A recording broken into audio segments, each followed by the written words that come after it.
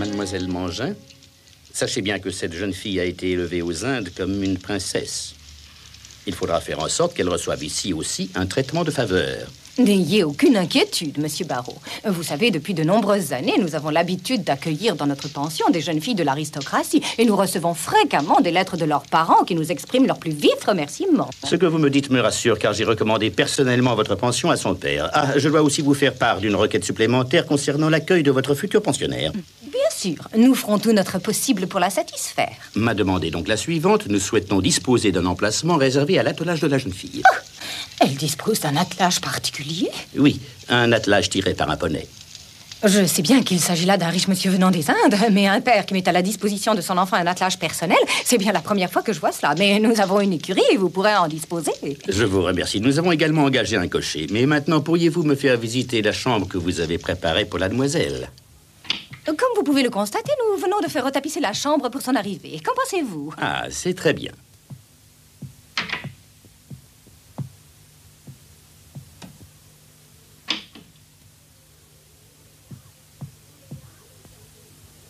Amélia, avez-vous terminé de préparer la chambre? Oui, j'ai fini, ma chère sœur. Eh bien, nous allons la voir maintenant.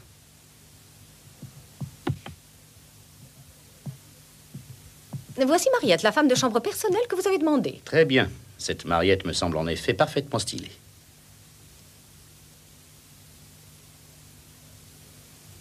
Oh, mais ce tableau ne va pas du tout. S'il venait à tomber sur la tête de la jeune fille pendant qu'elle dort, ce serait une catastrophe. Il faut absolument le déplacer. De toute façon, il me semble qu'un dessin représentant des fleurs conviendrait mieux que celui-ci. Amélia, faites donc. Oui, ma chère sœur, puisque vous le souhaitez, je vais le changer immédiatement. Permettez-moi de vous dire que ce lit me semble insuffisamment confortable pour assurer un repos convenable à cette demoiselle. Ah bon? Je vais le changer tout de suite. Amélia. Oh, ne vous inquiétez pas. Son père m'a confié la charge de vous régler toutes les dépenses occasionnées pour son installation. Vous savez, mademoiselle Mangin, le père de cette princesse, possède une fortune considérable aux Indes. Il a l'habitude de ne mettre aucune limite aux dépenses de sa fille unique. Il l'aime tellement. Et où se trouve actuellement cette demoiselle et son père? Ils ont pris le bateau des Indes et sont arrivés à Londres depuis 3 jours. Ils occupent actuellement à l'hôtel Savoy une suite qu'ils ont réservée. Vous dites l'hôtel Savoy? Oui, oui, mais ma chère sœur, vous savez bien l'hôtel Savoy. C'est dans cet hôtel que descendent les rois et les gens les plus riches du monde. Johann Strauss en personne, il dirige l'orchestre et tout Londres en parle en ce moment. Voyons.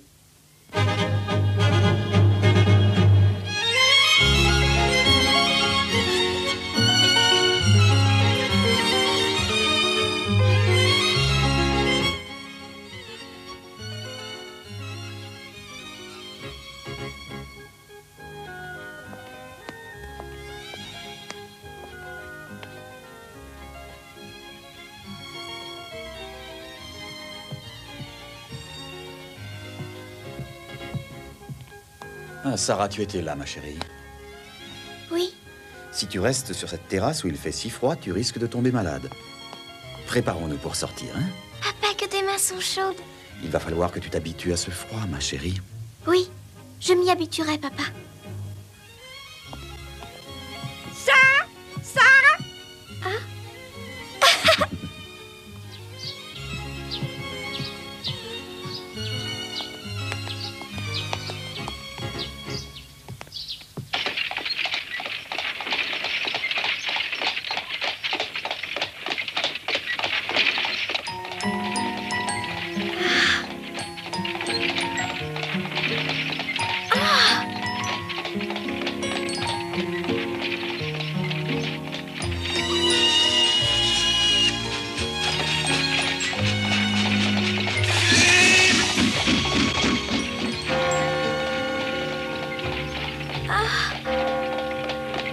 Écoute, c'est la cloche de Big Ben, comme c'est beau.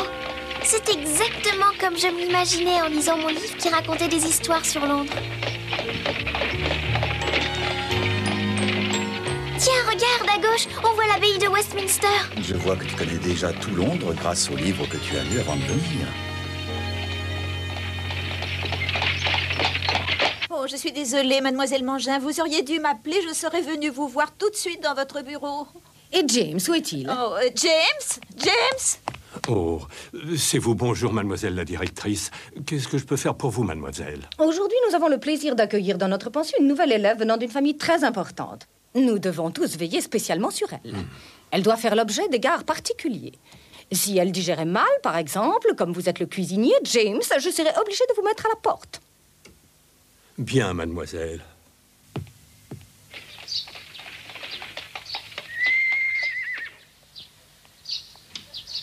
Voilà, c'est ici, Sarah, nous y sommes. La mer. La mer. C'est beau. C'est beau. L'argent. L'argent. Papa, est-ce que je peux frapper moi-même à la porte? Oui, bien sûr.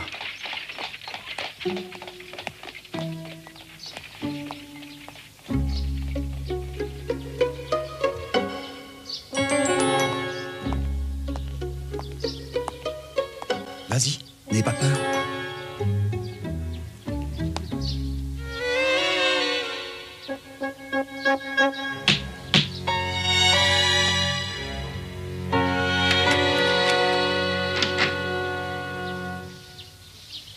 Oh, bonjour, Monsieur Crew. Bonjour, Mademoiselle Crew. Je suis heureuse de vous voir. Nous vous attendions avec impatience. Je vous en prie, entrez.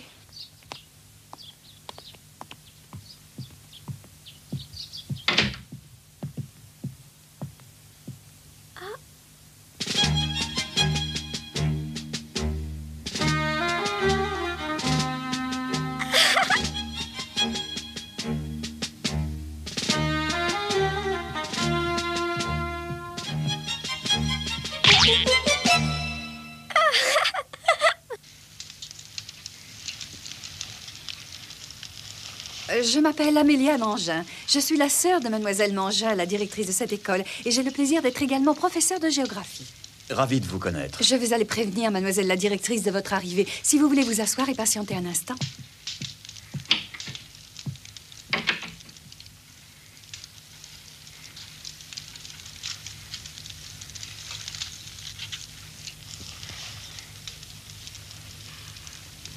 Sarah, elle a l'air d'être très gentille, cette mademoiselle Amélia, tu ne trouves pas? Si, je trouve qu'elle a l'air très gentille. Et la directrice, je me demande comment elle peut être. Tu sais, toi, papa? Oh, à vrai dire, je te le dirai quand je l'aurai rencontrée. Tu vois, moi, je l'imagine avec des lunettes et un chignon sur la tête. Ah ah. Et puis, elle est sûrement très grande et mince, et elle doit avoir un air sévère qui fait un petit peu peur. Quelle idée. Pourquoi dis-tu cela, Sarah? C'est parce que mademoiselle Meredith, ma préceptrice quand nous habitions aux Indes, était comme ça, et je crois que toutes les bonnes maîtresses doivent avoir à peu près le même air. Au fait, Sarah, n'oublie pas de dire bonjour poliment à mademoiselle Mangin. Oui, bien sûr, papa.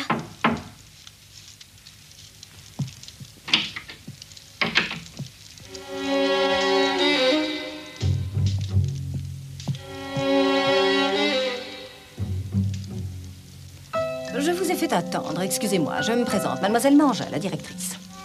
Enchanté de faire votre connaissance. Voici ma fille Sarah.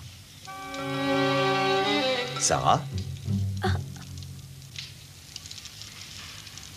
Oh, bonjour, mademoiselle. Je m'appelle Sarah Crew. Je suis enchantée de faire votre connaissance, mademoiselle. Eh bien, mademoiselle Crew, vous me semblez être une charmante enfant. Gentille, bien élevée et probablement très intelligente. C'est un grand honneur pour nous de vous accueillir dans notre pension.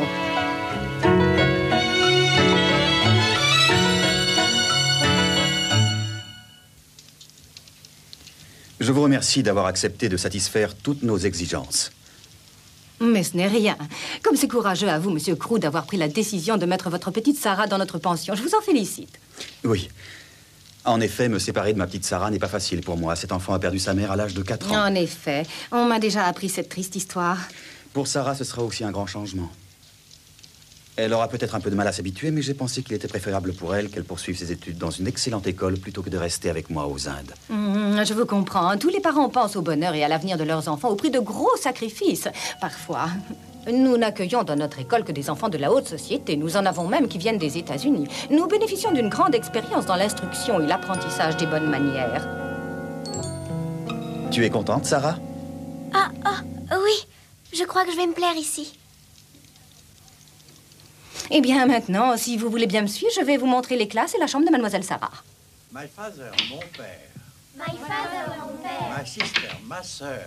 My sister, ma sœur. Très bien. Encore une fois. My sister, ma sœur. My mother, ma mère. My mother, ma mère. Entrez.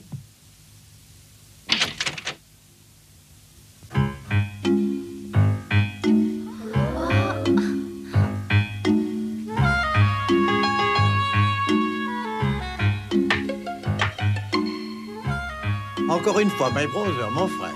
My brother, mon frère. Dans notre établissement, nous insistons beaucoup sur l'enseignement du français. Ah, très bien. Voilà. Suivez-moi. My father, mon père. My father, mon père. My brother, mon frère. My brother, mon frère. My mother, ma mère. My mother, ma mère. Ici, ce sont les chambres occupées par les élèves. Ah, bien. Mais pour mademoiselle Sarah, nous avons spécialement préparé un appartement au 2e étage. Suivez-moi, je vous prie.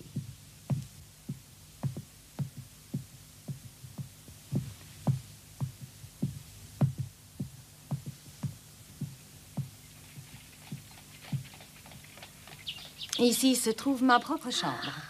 La porte au fond est celle de l'appartement de mademoiselle Sarah. Je pourrai d'autant mieux veiller sur votre enfant. Nous allons voir ton appartement, ma petite Sarah. C'est ici. Entrez, je vous en prie.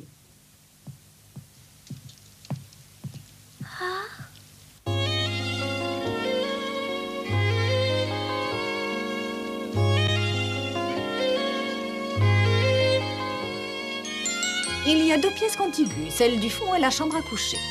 Et si vous voulez entrer... Je vous présente Mariette, la femme de chambre personnelle de mademoiselle. Bonjour, monsieur. Bonjour, mademoiselle. Ravi de vous connaître. Sarah? Bonjour, Mariette. Mariette, avez-vous fini d'arranger la chambre? Oui, j'ai fini, mademoiselle la directrice. Bon, très bien. Merci, Mariette.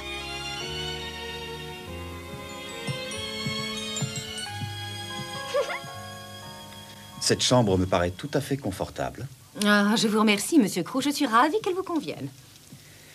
Mais cependant, pour une jeune fille comme Sarah, il me semble qu'il manque tout de même un certain nombre de choses. Excusez-moi. Je crains qu'il n'y ait pas assez de meubles dans cette pièce. Mais votre fille a donc tant apporté de choses et d'effets personnels? Vous savez, Sarah est née aux Indes. Elle a grandi sans avoir jamais connu le froid. Par conséquent, nous avons complété sa garde-robe à Londres. Sarah a maintenant beaucoup d'affaires. Je vous demanderai donc de bien vouloir ajouter quelques meubles. Oh, mais certainement, monsieur Crew. J'aimerais que vous ajoutiez également une grande bibliothèque. Des livres? Mais nous en avons plein la bibliothèque de l'école. Non, cela ne lui suffira pas. Ma fille adore lire et elle a apporté beaucoup de livres. Eh bien... Je la surnomme parfois mon petit rat de bibliothèque. Je devrais plutôt dire mon loup, car elle dévore les livres avec un bel appétit. Toutes sortes de livres, même des très gros écrits pour des adultes sur l'histoire ou la poésie.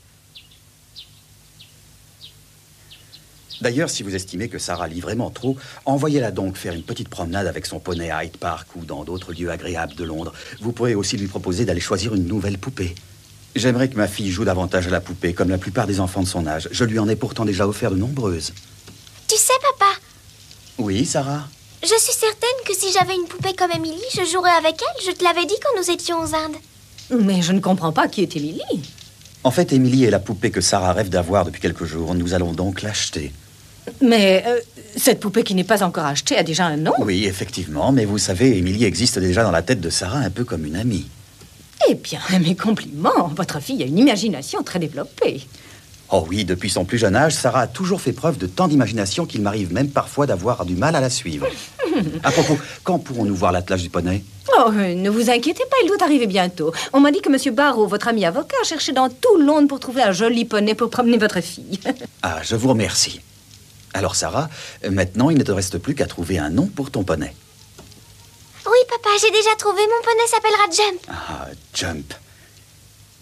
Vous voyez, mademoiselle?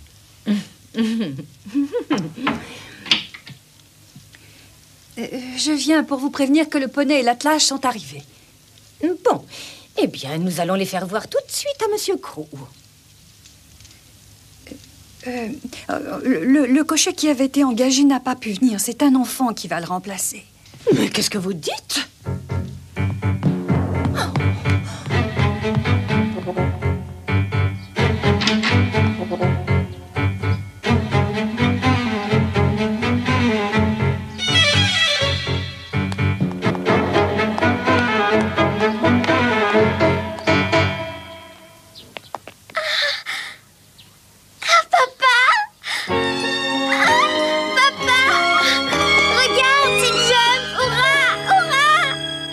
comprends pas. Qu'est-ce que c'est que cette histoire? Pourquoi ton père n'est-il pas là? Ben, on s'excuse, madame, mais mon père, il a eu un accident. L'autre jour, il est blessé, il n'a pas pu venir. Alors moi, je suis venue pour le remplacer. Il m'a dit que vous pourriez peut-être m'engager à sa place. Comment? C'est absurde. Et vous savez, mademoiselle, je conduis les poneys depuis que je suis tout petit. C'est hors de question. Vouloir confier l'attelage d'une demoiselle aussi importante à un enfant de cet âge, c'est de la folie. Ton père ne se rend pas compte de ce qu'il fait. Excusez-moi, mais si je trouvais pas de travail, mon père, il a dit que comme ma mère, elle était déjà malade... Peu importe. Que se passerait-il s'il arrivait quoi que ce soit à cette jeune fille qui nous a été confiée? Va-t'en. Tu peux rentrer chez toi. Nous allons chercher un autre cocher pour mademoiselle.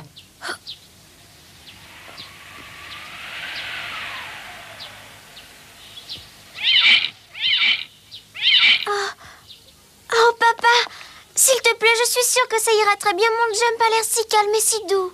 Oh, Monsieur Crew, si je peux me permettre, il me semble qu'un enfant n'est pas capable de conduire un attelage. Mademoiselle Mangin, je vous remercie de vous en inquiéter. Et si cela ne vous ennuie pas, je vais tout de même parler un peu avec ce jeune garçon avant que vous ne le renvoyiez définitivement. Bien, monsieur. C'est à vous de voir. Dis-moi, mon garçon, tu ne nous as pas dit ton nom. Je m'appelle Peter, monsieur. Peter, mais c'est un très joli prénom. Écoute-moi un peu, Peter. Tu sais, c'est normal que la directrice soit inquiète. Elle est responsable de tout ce qui peut arriver ici. Tu comprends ça, Peter?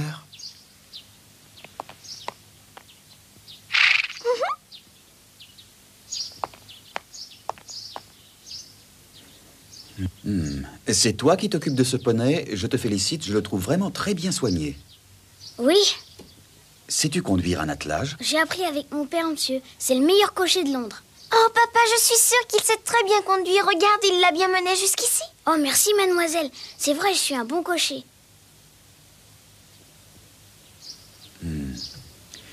Mademoiselle Mangin, j'espère que vous ne m'en voudrez pas, mais je suis entièrement d'accord avec ma fille pour engager ce jeune garçon comme cocher.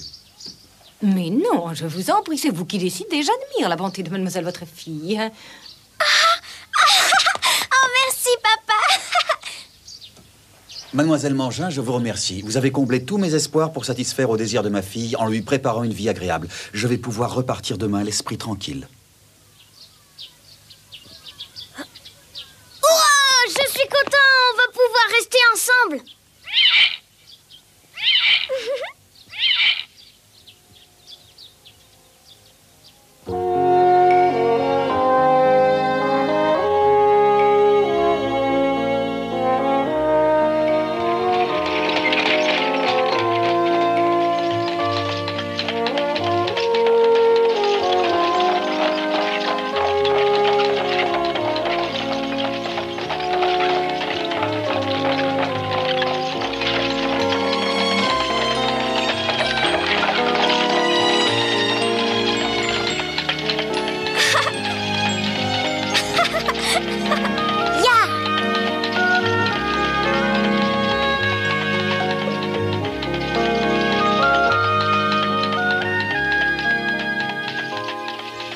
Alors, ma petite Sarah, j'espère que tu vas te plaire dans cette école.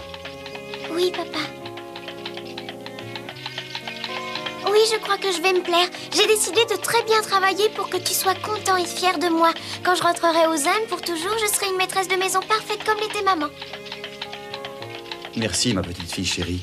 Je suis très heureux de t'entendre parler ainsi. Tu me fais vraiment très plaisir. Je te connais, tu m'as déjà prouvé que tu étais une petite fille très forte. Tu vas continuer à te montrer très courageuse. Oui, papa, je te le promets.